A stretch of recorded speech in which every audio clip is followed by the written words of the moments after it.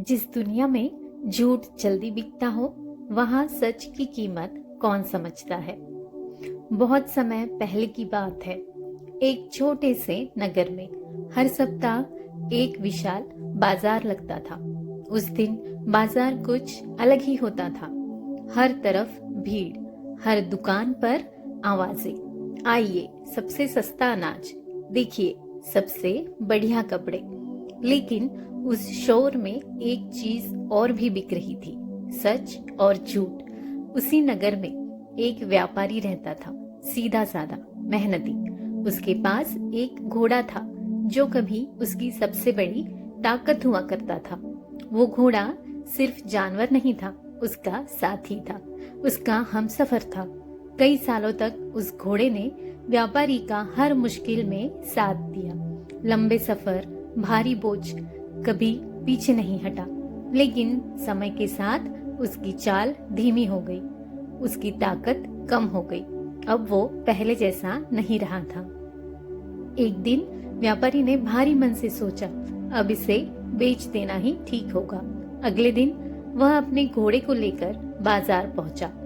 चारों ओर वही शोर, वही दिखावा, जहां हर कोई अपनी चीज को सबसे अच्छा बताने में लगा था।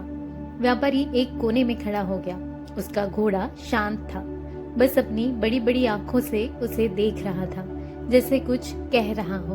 तभी एक अमीर व्यक्ति उसके पास आया। उसके कपड़े और चाल ढाल अलग थी। उसने घोड़े को गौर से देखा और पूछा, क्या यह घोड़ा तेज है? क्या यह लंबी दूरी तय कर सकता है?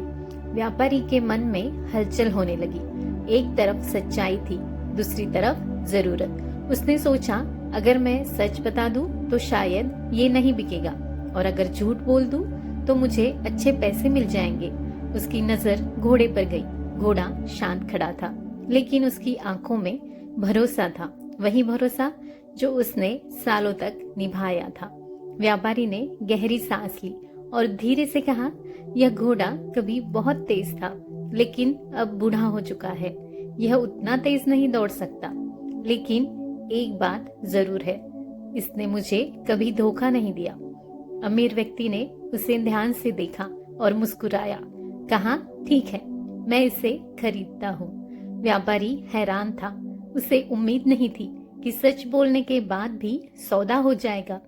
जैसे ही सौदा पूरा हुआ, अमीर व्यक्ति ने अपने सेवकों को इशारा किया और फिर शांत आवाज में बोला, मैं इस नगर का राजा हूँ। आज मैं इस बाजार में लोगों की ईमानदारी परखने आया था। ज्यादातर लोगों ने मुझे धोखा देने की कोशिश की, लेकिन तुमने सच चुना। राजा आगे बोला, तुमने अपने फायदे से पहले अपने चरित्र को चुना, और यही तुम्हारी सबसे बड़ी संपत्ति है। फिर उसने घोड़े की लगाम वापस व्यापारी के हाथ में रख दी। ऐसा वफादार साथी बिकने के लिए नहीं होता। और साथ ही उसने सोने के सिक्कों से भरी थैली व्यापारी को दे दी। व्यापारी की आंखों से आंसू बहने लगे। उसने अपने घोड़े को गले लगा लिया। उस दिन उसे समझ आया, सच बोलकर उसने सिर्फ पैसा नहीं, बल्कि अपना आत्मसम्मान और अपना साथी दोनों बचा लिया।